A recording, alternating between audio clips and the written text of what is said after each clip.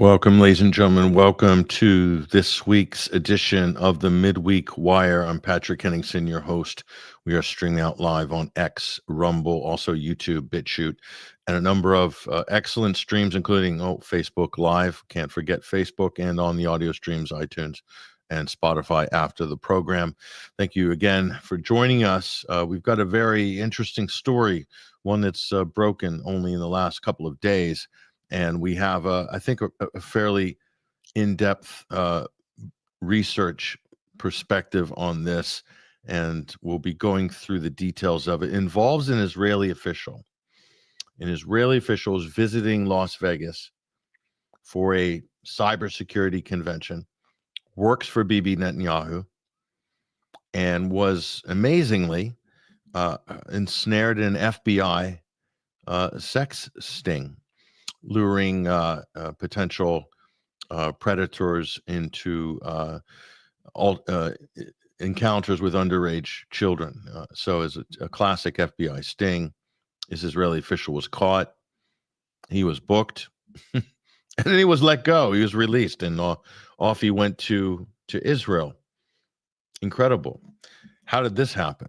We're going to have to go through this, and we do have quite a bit of detail for you to share on this, and helping us on this important story is the person who has been following it. We'll bring him on stage right now, Freddie Ponton. He's associate editor for global affairs at 21st Century Wire. Freddie, pretty incredible story, and it's still developing.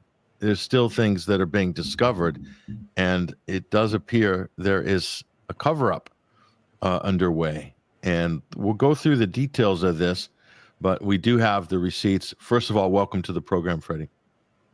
Well, thank you for having me, Patrick. Indeed, very interesting story. You know, I think it's has captured a lot of attention over the past few days, and a lot have happened. Literally, that's what is amazing about this story, is that a lot of happens in 48 hours, a lot of statement made, a lot of contradictions as well. But I think it's, you know, for the month of August, it's interesting to have something a little bit spiky like this has come out, you know, that allowed us to look into what Israel do outside of you know, of their nation, you know, of their country, you know, what do they do when they're not busy genociding the Palestinian? That is the questions. And the only conclusion we can come up with is Israel is the Casa Nostra in steroids. You know, that's basically what I see here as the ability basically to get away with everything, not only genocide for now at least, but other crimes which are a heinous crime, you know, because it involves child. So we're going to look into that, and I think that there's going to be some interesting information shared today. The title of the show today is Dirty Vegas, because this took place in Vegas.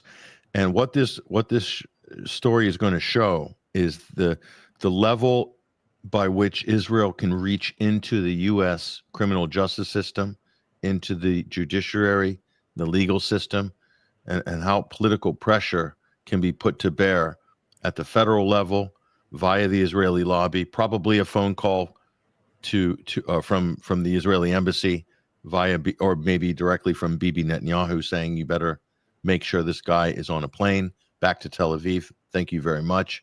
And we really don't care about whatever case or investigation you're running. He's our guy.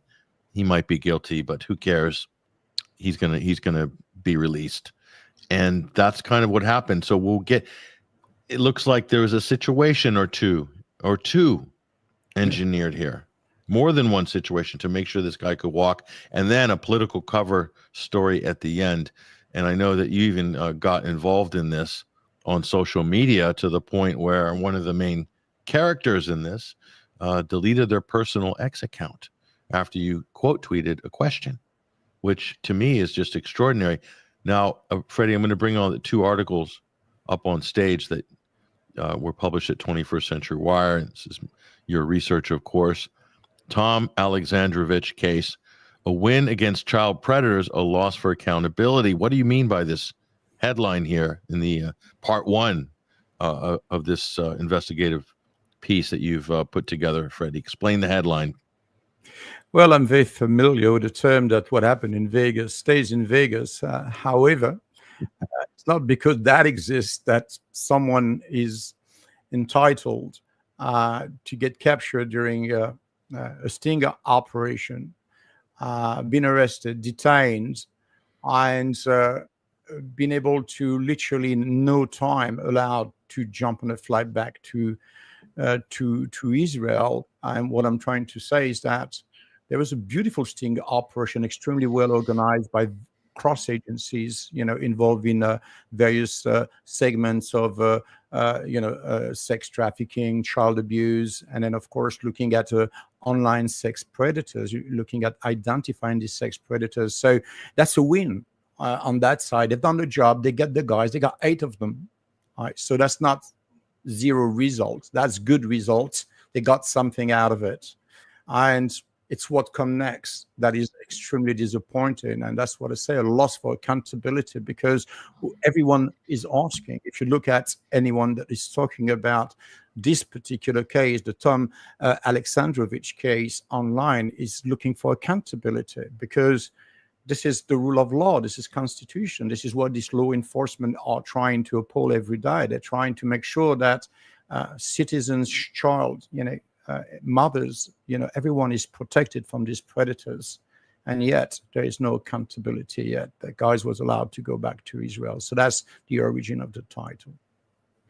Yes, indeed. And so this article here, I think published yesterday, lays out the facts, a couple of days ago, in fact, lays out the facts and just what's happening in the case.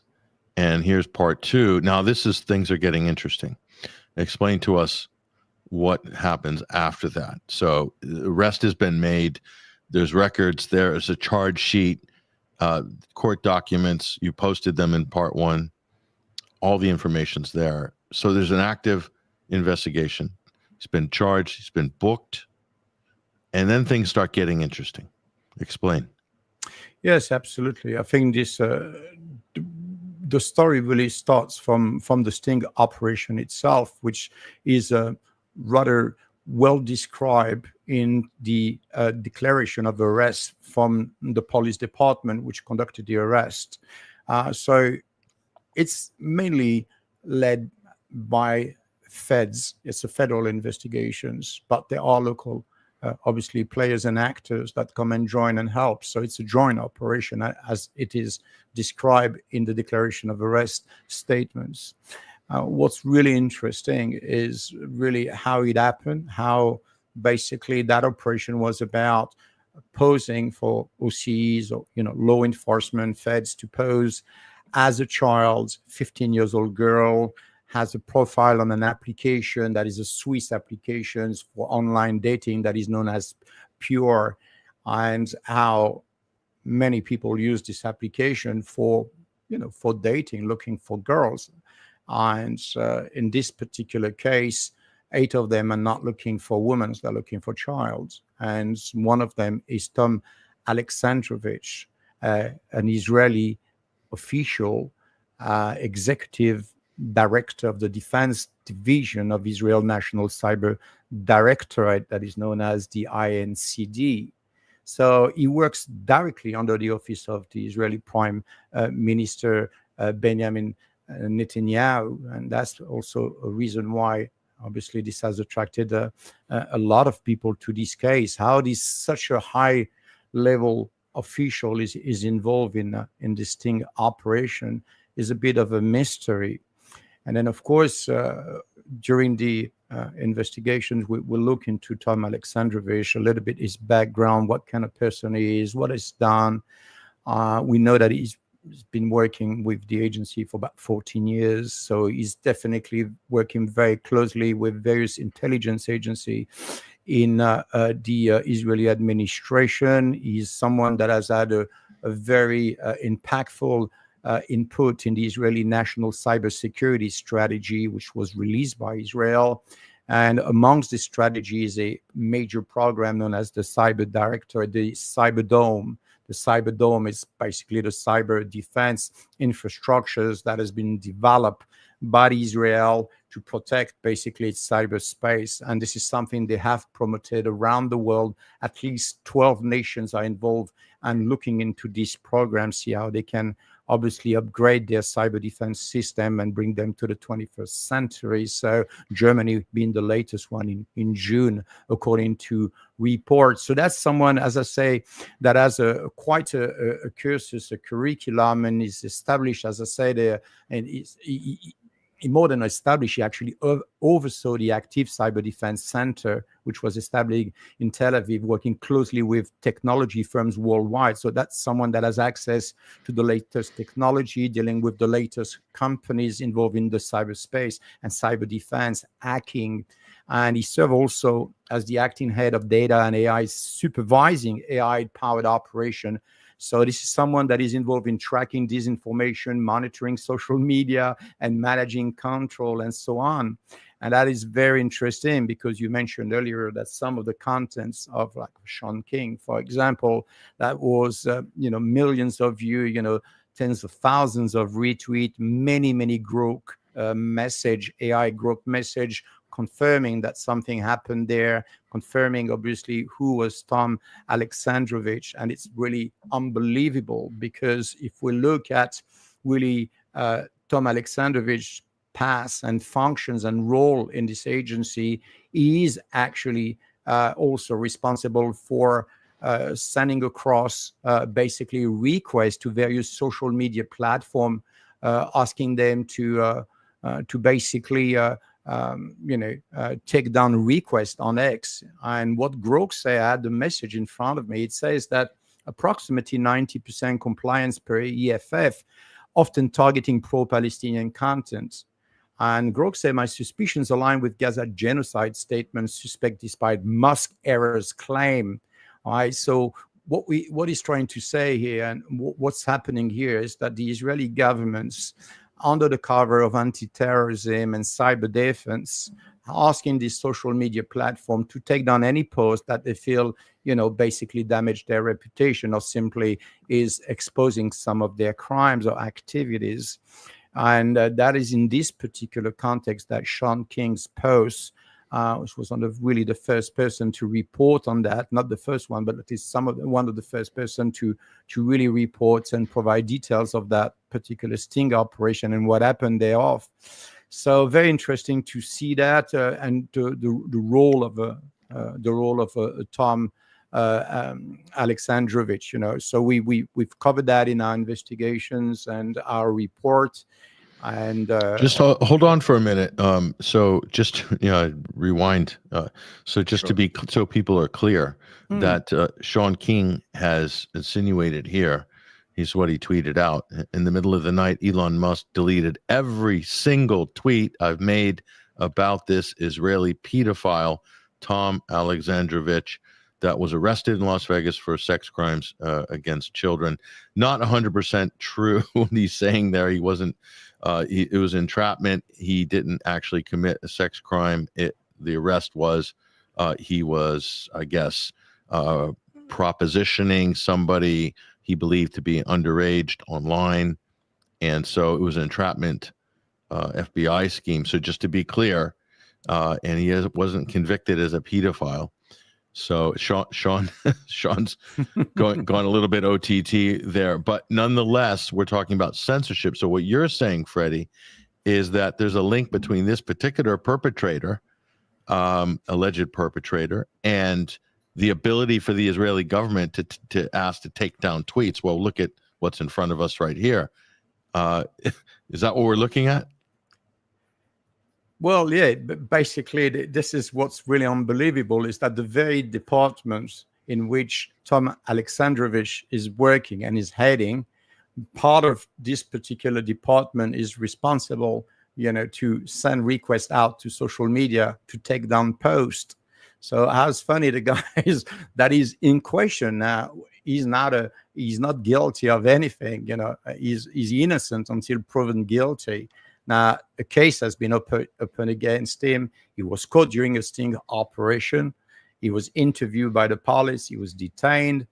That doesn't mean he's guilty. All that means is that there's a lot of evidence. There's a lot of facts and a lot of informations which was captured during this sting operation, which indicate that he was interested in a minor, and he was luring this minor, and he's booked, if you will, in that sense, under what is known as NRS 201560, which is basically a felony B. And if you look in the Nevada Code, you will see, I can read it out to you. It's with the intent to engage in sexual conduct with a child, person believed to be a child, or person with mental illness, or to cause the child, person believed to be a child, or person with mental illness to engage to sexual conduct, is guilty of category B felony and shall be punished by imprisonment in the state prison for a minimum term of no less than 1 year and a maximum term of not more than 10 years, and may be further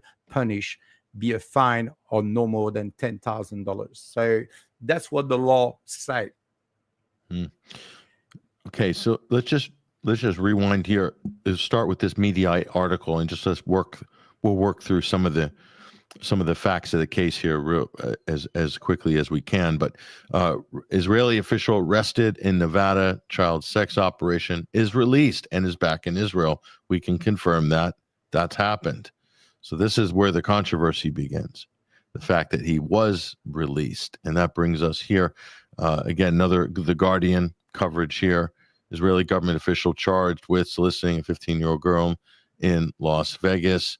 And police say Tom Alexandrovich brought a condom and thought he was meeting a teenager for a sexual contact. So I guess this went beyond the online realm and got into the physical realm, it looks like. So this is a proper sting. So take us through this now. We're at the press release here. 8 child sex predators arrested during undercover operation. There we go. Las Vegas Metropolitan Police Department, Office of Public Information. And just take us through here what we're looking at, Freddie. Yeah, so eight people been arrested during this. We have different, as I say, a joint operation between the FBI Child Exploitation Task Force, and you have many others, local law enforcement as well, involved in this process.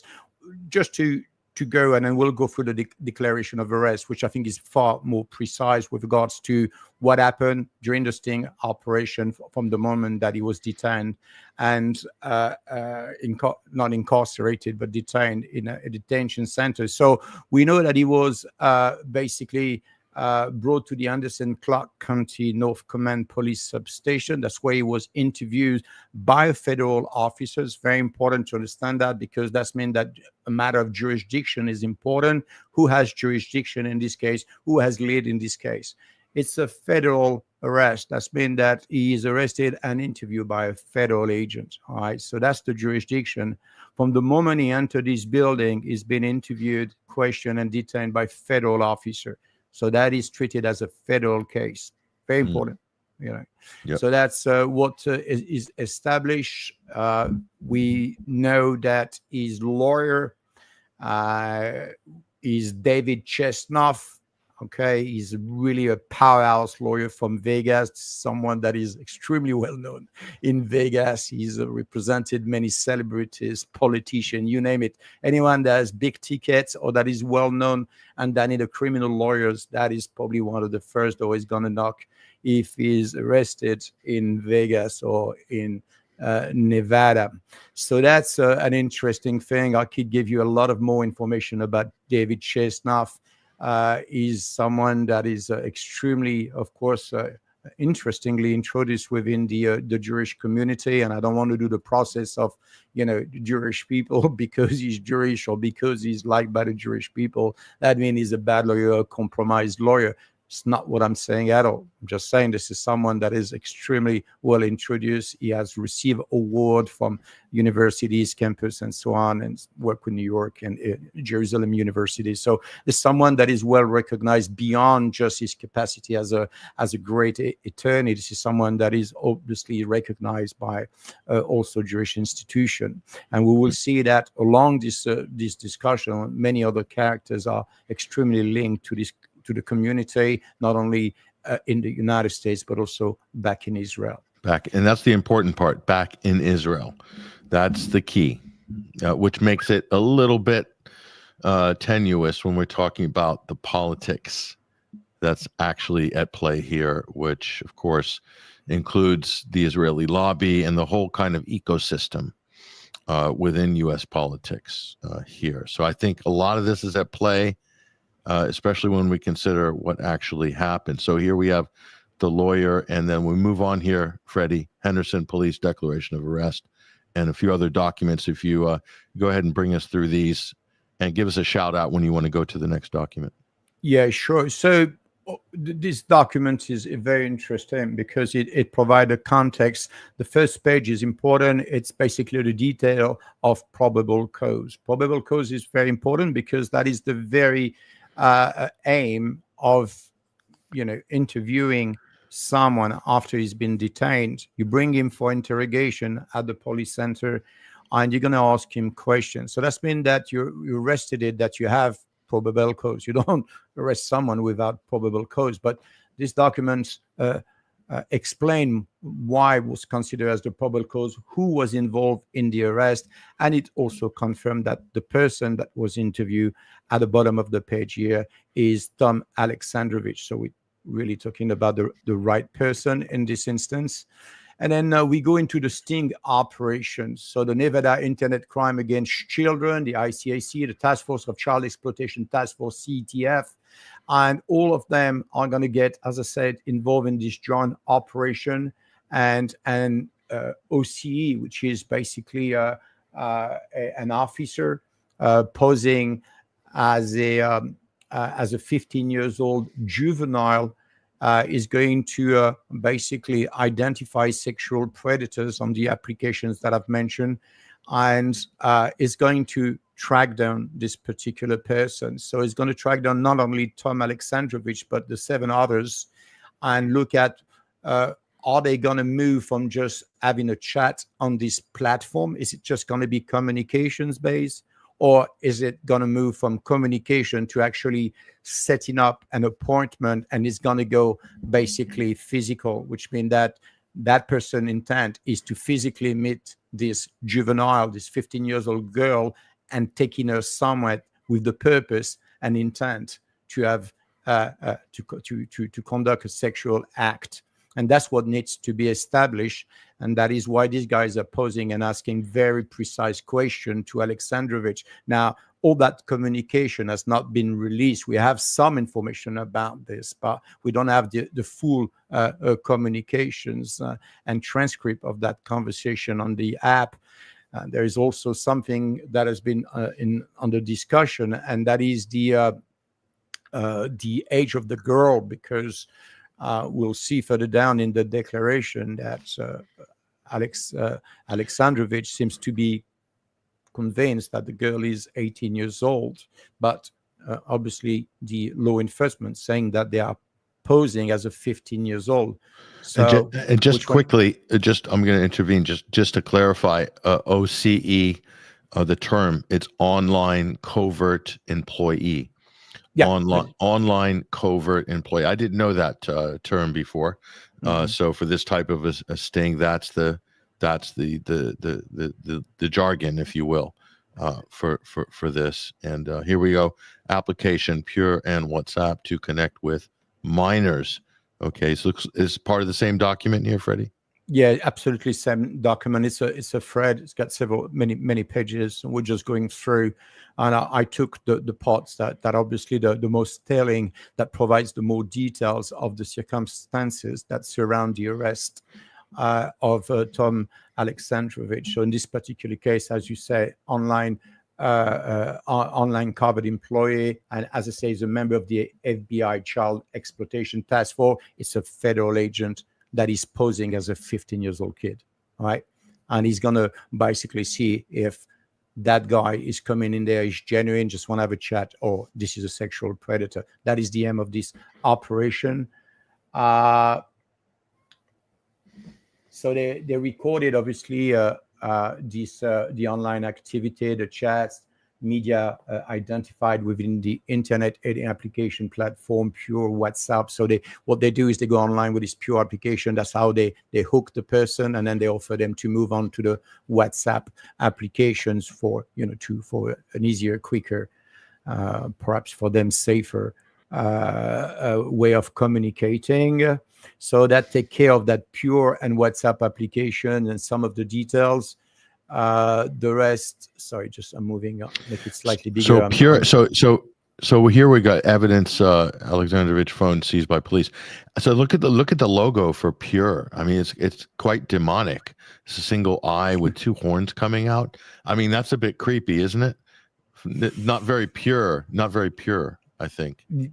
Yeah, it's very, I find it extremely strange. I don't want to get into the conspiracy world, of course, but it's weird that it's one eye. It is weird that he has this horn, which are well known for those that are into studying satanic movements and, various kind of, topics down those lines.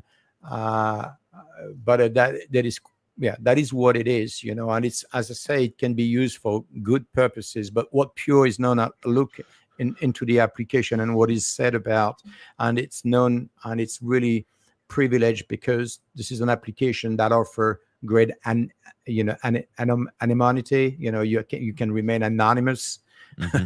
and that's really why people like this application.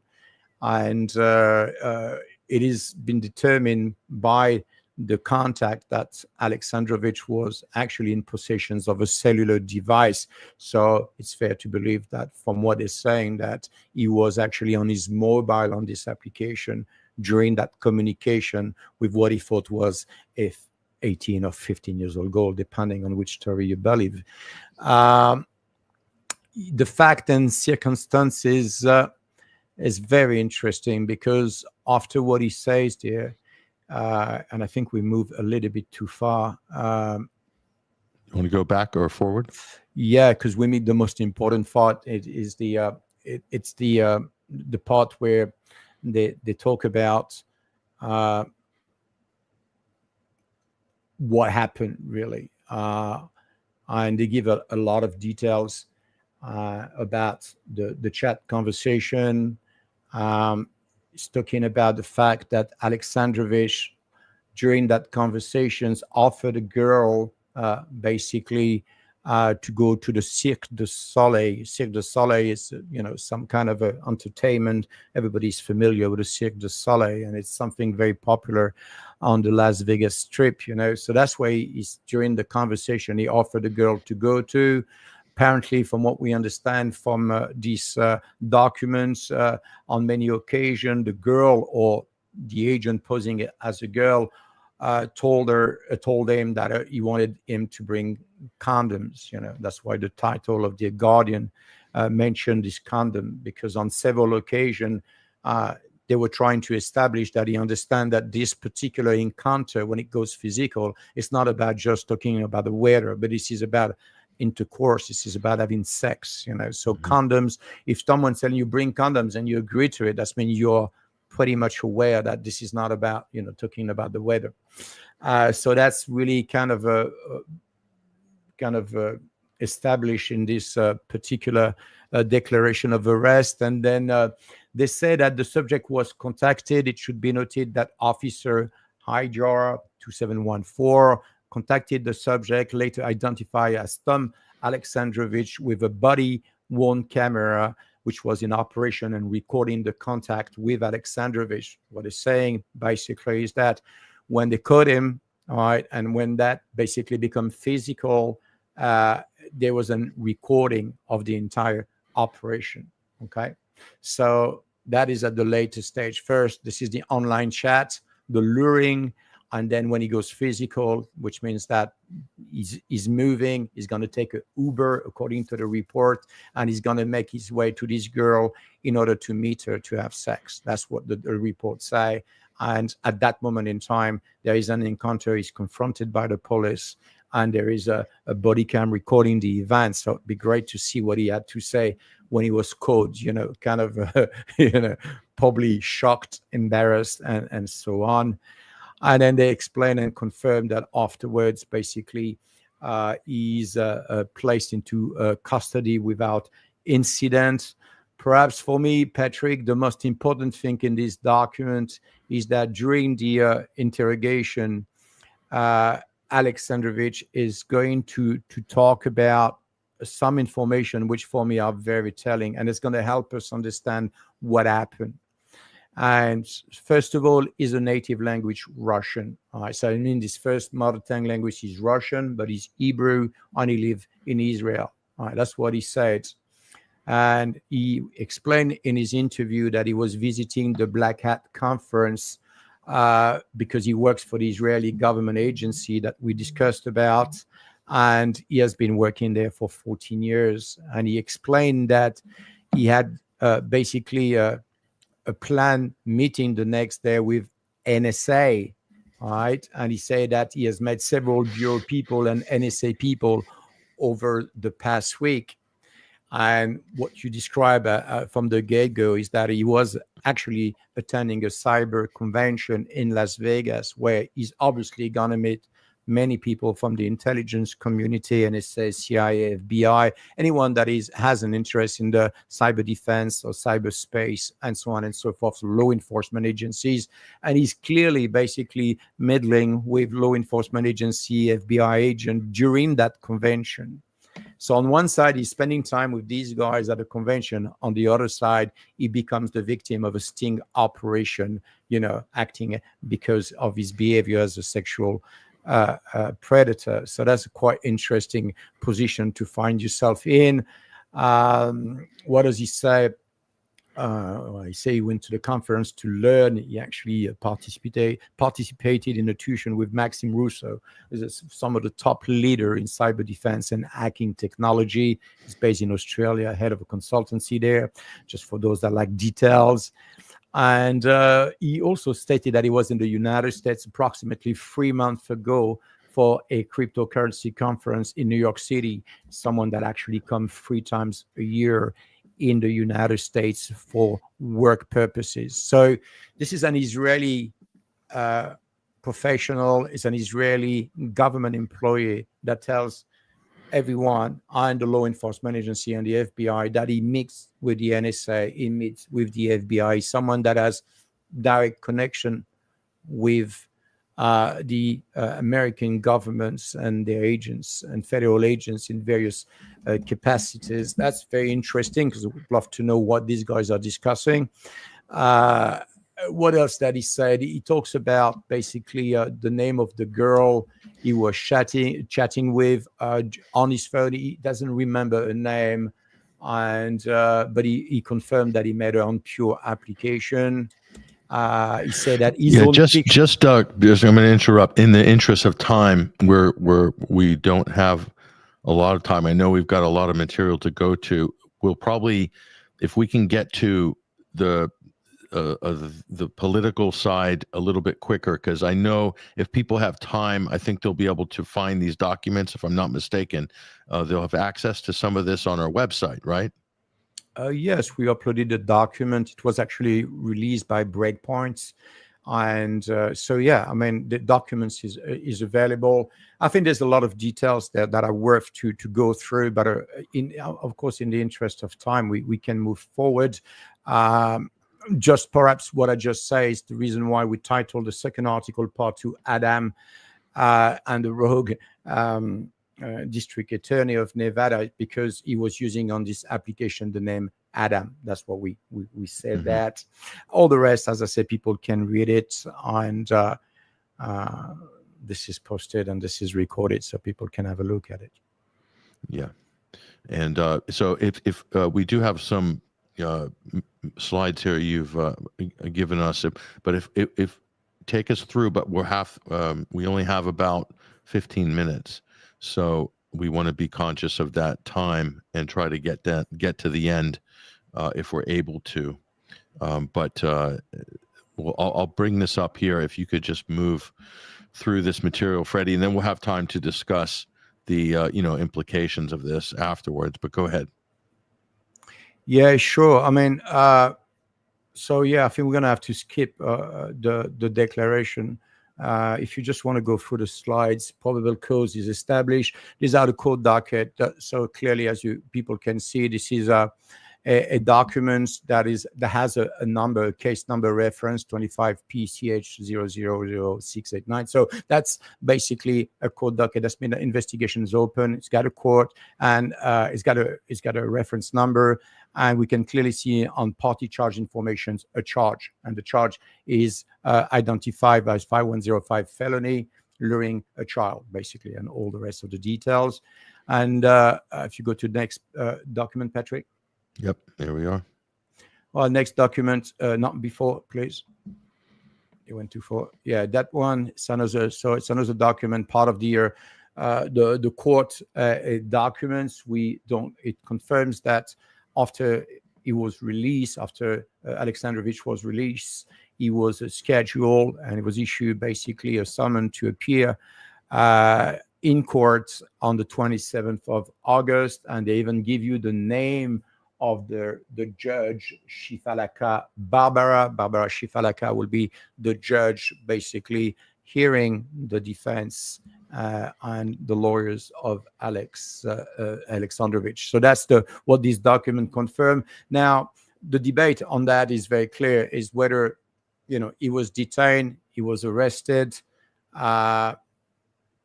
he was booked. That is no doubt about it. That's what we are sure of. Was he charged? That's the thing that we are not sure yet. What we're not sure of, whether he was charged. We know what the charges are. That doesn't mean that he was charged, and it's very important to understand that. And we've seen some report that came out today with 8 News now, saying that he was not charged, that he was simply basically not just released because he was not charged. But that's a complete debate. But I think, just to clarify, I think the confusion on that was clearly he was charged on arrest, but the charges appear to have been dropped. That's one way you could look at it. So yes, he was charged, and then the charges were dropped. So charges on, charges off. So I think, because clearly the documents show that there are charges, but he has been allowed to walk. So someone has intervened here. That's the key part of the story that we need to get to. So I want to make sure we've got time to do that. But take us through the rest of this, Fred.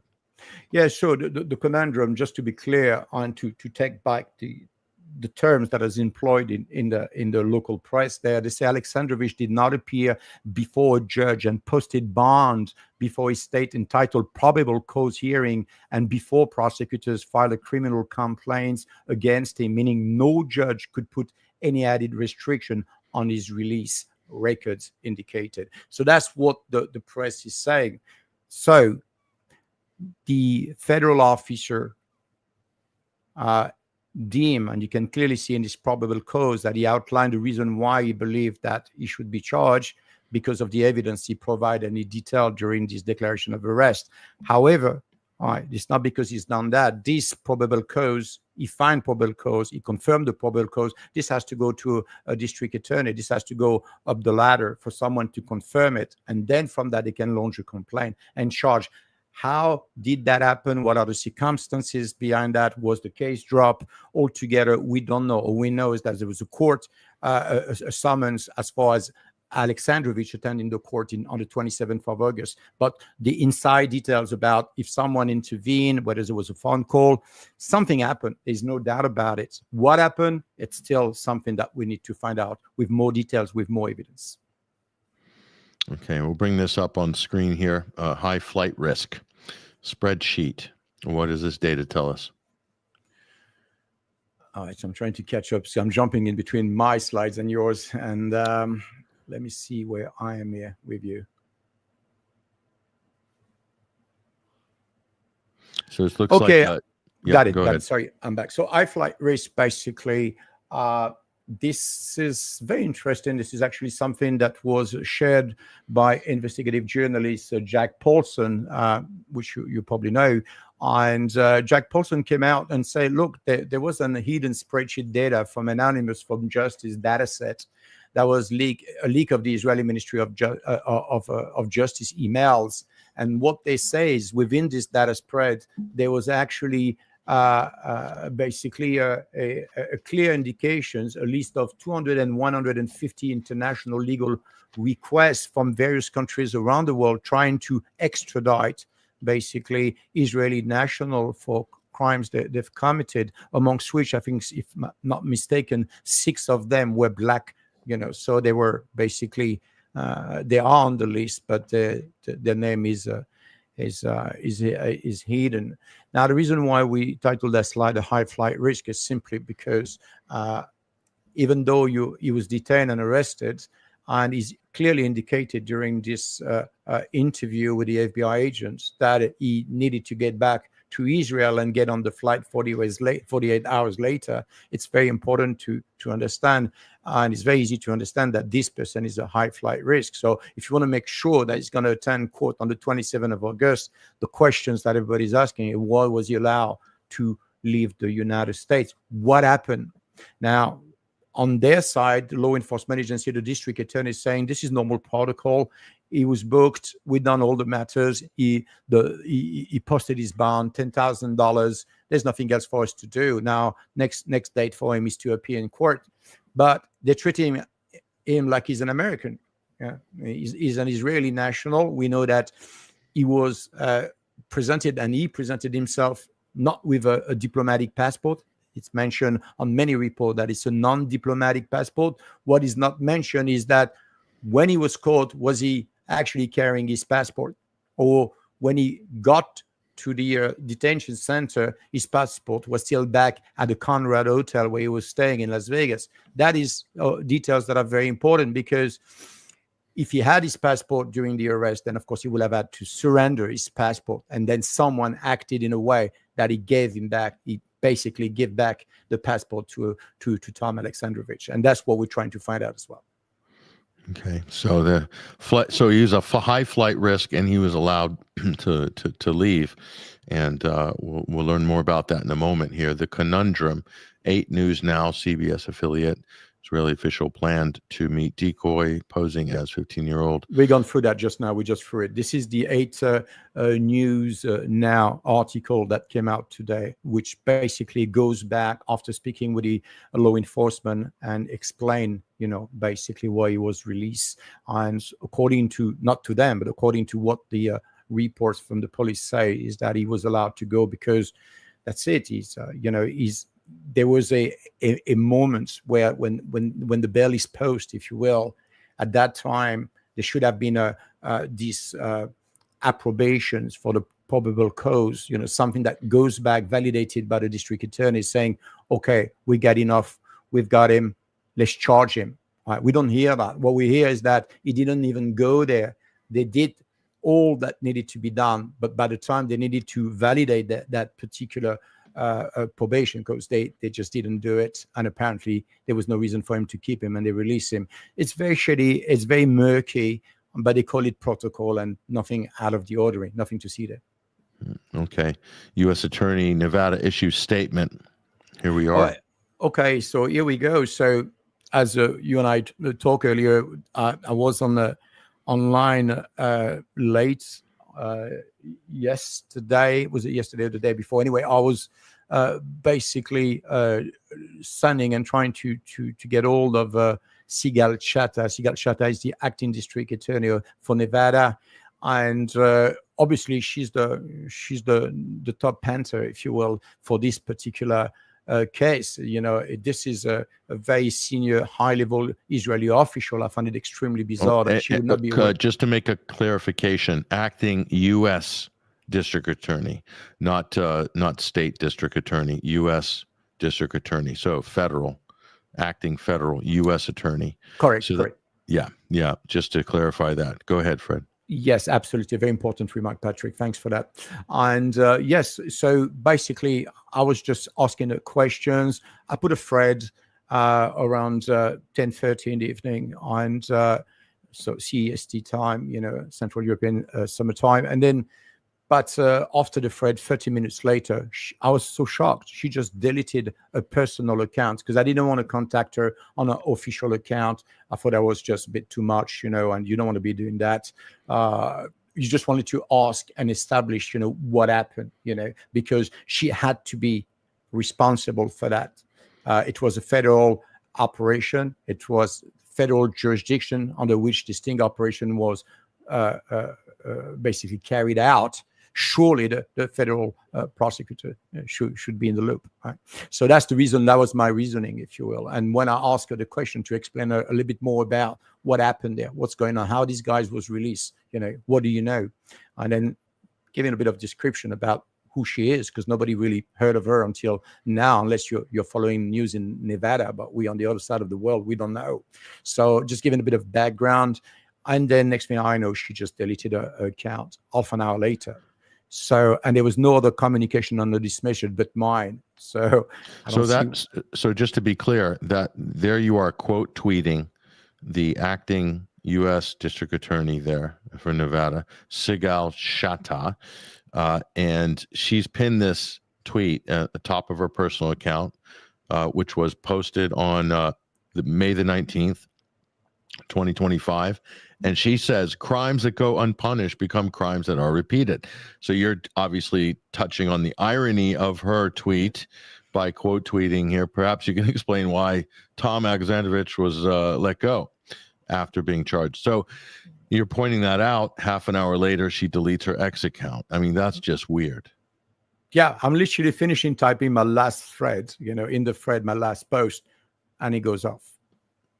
I was like, what the hell just happened? And then I realized she took it out. So I think the content, and I don't think it's because of me, and I certainly don't want to claim, anything to do, and I don't care. This is really irrelevant. What matters is the contents of this account. And that's why I was shocked, because when I went into this account, I went, through the threads during the entire period of the conflict in Gaza.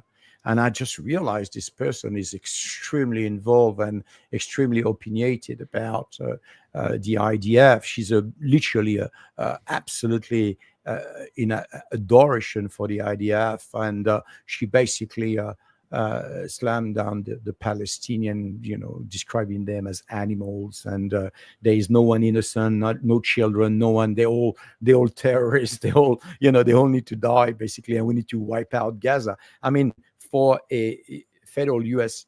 district attorney, even she's an active district attorney, this is just simply unprofessional. Even if it's on your private account, these are real, and she should know better. She's a lawyer. She should know that what she's saying is inciting, basically, for genocide. So yes, that's what I didn't appreciate. So I just wanted to, put it back at her and say, what do you have to say for yourself? Yeah. Yeah, and you got some stuff here that you posted. This is that thread on under the quote tweet, her personal account. It's been wiped from X. So yep. That's a type of a cover up, obviously. Why would you do that? I mean, that's just so strange for a U.S. Attorney, a federal level official, to go and just reflexively, erase their personal account. I mean, that's weird. So she's clearly concerned about something there. So a scandal's brewing, to say the least. I think we can say that fairly. Oh, yeah. Yes, absolutely. We can move to the next post. Okay, so that's the message. You go on Twitter, you'll find all of them. They've been probably, some of them have been removed because nobody likes it. But that's basically a screenshot, not mine. I didn't screenshot it. But if someone screenshot it, thanks God, and that's how we know a little bit, a point of view and what's in her mind. And she seems very, very involved. So in just this Gaza conflict. Yeah, just an example here. There are 2 million terrorists in Gaza. Lurie was in their homes, and even the children are part of this. Oh my gosh. It's not just carrying rifles, wearing green headbands. The so-called uninvolved civilians are not uninvolved at all. Wow. So she's extreme. Like, this is an extremist Zionist, basically. Yes, absolutely. Yeah. I mean, there's no other way around. Before we even mentioned the word Zionist, we needed to make sure, that this is not just an accident. This is something that has been over time. This is someone that is promoting an idea, visions on how she sees Israel and why they should exist and the other one should be wiped out. So, yeah, she's a Zionist. And then, of course, the rest comes, if you want to move to the next slide, Patrick. It comes with a connection. So when you dig, and you really don't need to dig really deep, there is few connections you can make. First of all, she's someone that is active with the Israeli-American Council. That was, and I have basically the source of it in a Jerusalem Post. So this is a Jewish newspaper telling you, oh, she's very active with the Israeli-American Council. She's very active there. Now, of course, and that is the reason why on the primary pictures we put on our post, we put the pictures also of Miriam Adelson, one of Trump's major donor, mega donor, if you will. And she's obviously also a major donor for the Israeli-American Council. So that's very interesting to see this federal district attorney being basically linked to the Israeli-American Council. And she's also linked with ICANN, the Israeli-American Civic Action Network. And I'll pass you the details, but she's involved in any possible idea of, especially with regards to education, shaping the minds of the kids with regards to Israel's and Zionism, So this is not just someone that is, flirting with the topic. She's deeply involved, and more importantly, she's active. And the post on the left where you see Kash Patel, well, basically there was a meeting in 2024 after the win of Abraham Amade, Arizona, well, the states. Yeah, Abe Holiday, who's Druze. I believe. So that's our local congressman there. He ran for AG, but he got caught up in the 2022 midterm election fraud scandal, where he and many others lost by very narrow margins, including governor candidate Kerry Lake. And Abe Holiday was one of the ones that got knocked out in that scandal. So then he ended up running for Congress and was successil there. So there he is with Kash Patel and Ali Abdelaziz is the MMA organizer in Las Vegas. Any important fight in Las Vegas does go through MMA Dominance. I think that's the name of his company. I think he's originally from Egypt, if I'm not mistaken. But he's a big name. He's well-known, extremely well-known figure in Vegas. So this is what I found interesting. In Kash Patel is going to celebrate Ahmadiyya win in 2024 in Vegas, and who he calls Abdelaziz and Shatta for Nevada, which is Sigal Chattah, the district attorney. So there is the connection there with Kash Patel, and there is more. I didn't put all of them, but there's many other messages where Sigal Chattah is including in the post. Wow, that's interesting. So there's Sigal Chattah, and there's Tom Alexandrovich in the middle, and then that's Miriam Adelson, the benefactor of Donald Trump, the kingmaker, Israeli lobby extraordinaire.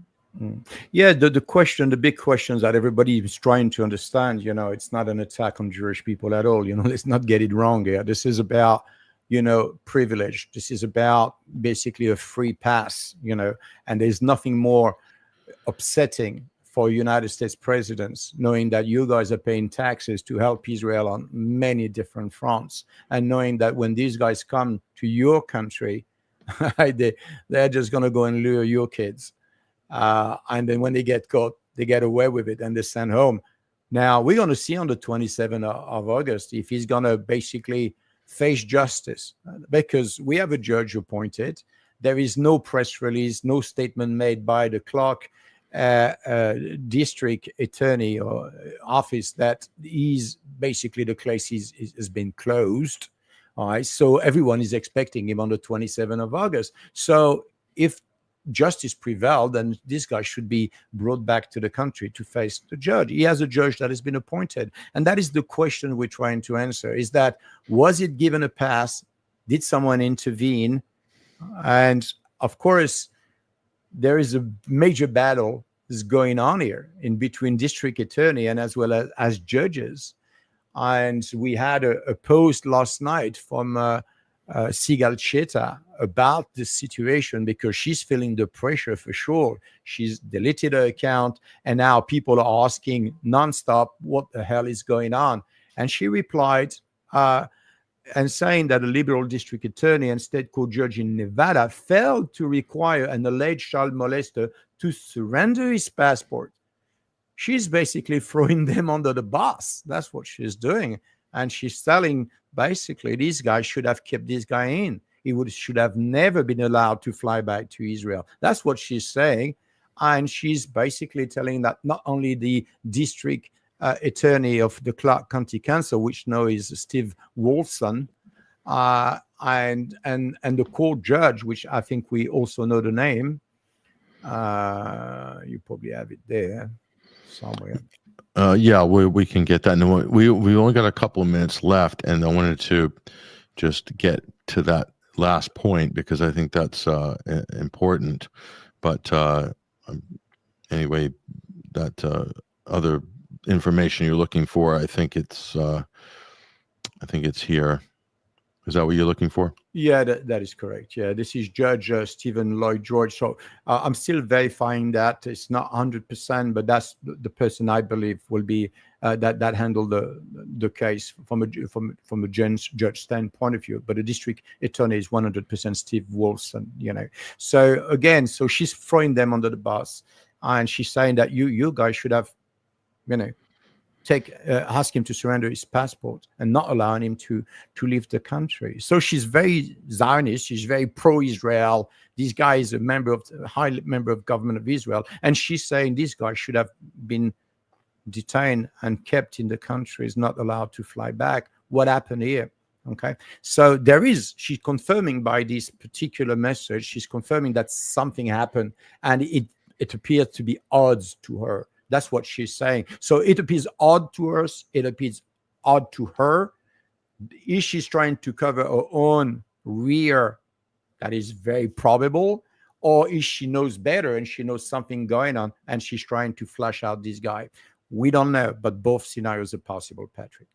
Yeah, to me, what this looks like is he was clearly allowed to go. By something within the bureaucratic loophole. They opened a loophole for him. He moved.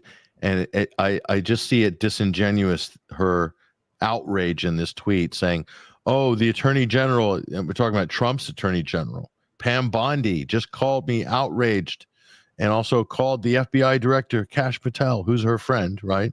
Yeah. And they're basically saying, a liberal district attorney and state court judge in Nevada failed to require an alleged child molester to surrender his passport, which allowed him to flee the country. So why would a liberal judge or a liberal DA in the state why would they do such a thing? She is absolutely pro-Israel to the hilt, a Netanyahu acolyte, no doubt. Hates Palestinians, pro-genocide, the whole lot, as we've shown. It appears that way by all of her tweets anyway. And so she's playing like, oh my gosh, what happened here? Wow, he just slipped through our fingers. Netanyahu's cybersecurity guru just slipped through our fingers. Wow, oh my gosh, what a shock. Pam Bondi, someone call Pam Bondi. The same Pam Bondi that buried the Epstein files. The same one. So I smell a rat here, Freddie. I don't believe this. Looks like fake outrage. This looks like a smokescreen. That's what it appears. She's deleted her personal Twitter account. Stuff's disappearing. And then you have this. Then he disappears. The suspect disappears. Yeah. I mean, come on. Do you believe? I don't believe any of this. Yeah.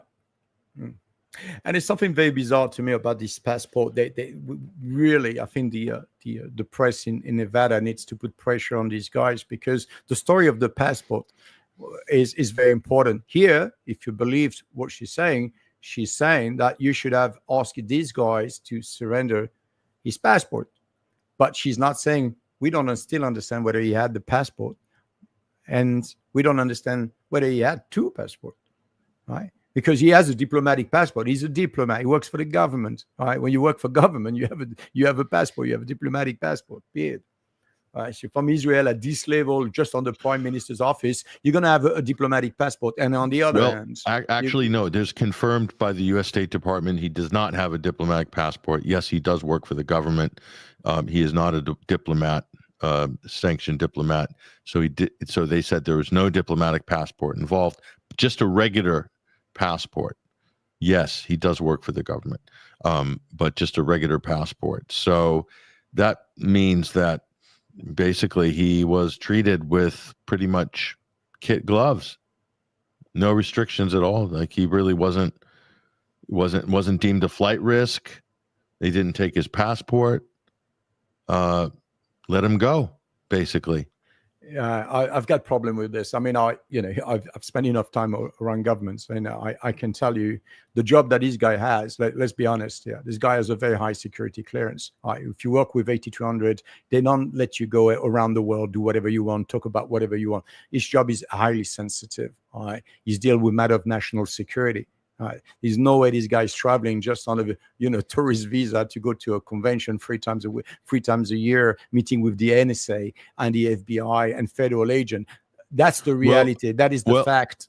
Actually, Israelis don't need to get visas for America. They have a reciprocal free travel agreement. Yeah, no, I'm not talking about visa, but still you enter in the country. And I think that it sounds very bizarre to me. Now, I agree with you, and I probably agree with you that what he presented, because certainly you don't want to have the embarrassment, but he did not present himself as a diplomat or having any diplomatic passport. That's not what I'm saying. But I'm saying we cannot automatically assume that he doesn't have one. Well, we'll wait and see. As it stands, we don't have any confirmation on that. Maybe that might turn up later. But suffice to say, the main story here is that there seems to be a cover-up. There seems to be a lot of smoke and mirrors and deflection going on, and this person, U.S. Attorney, acting U.S. District Attorney Sigal Chattah, seems to be in the middle of it all.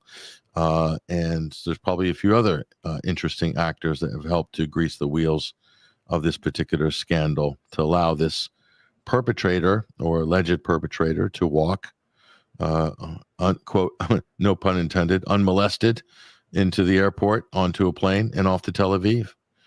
There you are. Yeah, no problem. That's very interesting. No problem. And it's very interesting because I've noticed the fine as well. The fine for this particular offense is $10,000, and they said that he posted a bond for $10,000. The fine is $10,000, and the bond that has been posted is $10,000. As I find it's also quite interesting. This is exactly the same amount, but this is someone that could face between 1 and 10 years in jail. You don't let someone like that go. And as I said, with the list, which you can go on Jack Paulson Substack, absolutely great. He's done amazing work about, the history of basically of many sex offenders being, avoiding justice by hiding in Israel, and Israel have such a poor track record for extradition, basically sending these guys back abroad, to face justice. So I'm not sure what is the legal agreements. Countries have agreement with regards to extraditions and so on. But when you have a list of 2,000 of them, just you're starting to think like basically Israel is becoming a child predators kind of paradise. If you get caught, go to Israel. Nothing's going to happen to you if you can make it in, of course. So it's a bit of a trouble. I'm not have enough information about that, so read Jack Paulson on that because he's done a great work on it, better than I could talk about. But I think it's interesting to follow this because accountability is important. If you want to go and defend Israel, you need also to defend the United States, the rule, the Constitution, everything you stand for. I'm making sure that all those that were involved and that facilitated, aided, and abated the release of that particular alleged sex offender, especially with a child, we need accountancy, and that's why I think everybody's that we know fight for that. We want to know the truth. Freddie Ponton, thank you. And again, we'll point people to our website where you'll find part 1 and 2 of this this story here up at 21stcenturywire.com. I'll bring that up on screen just briefly. There it is. That's part one, and there's part two. Part two is also very interesting. That's when things start to get a little bit saucy in terms of the cover up and the scandal there. So a lot of information, details are there. So again, we're just presenting the information here. Looks like a compelling scandal. Make up your own mind as to what you think is happening, but certainly there's enough information for you to get a good picture of what's happening. But thank you, Freddie, for joining us on the Midweek Wire.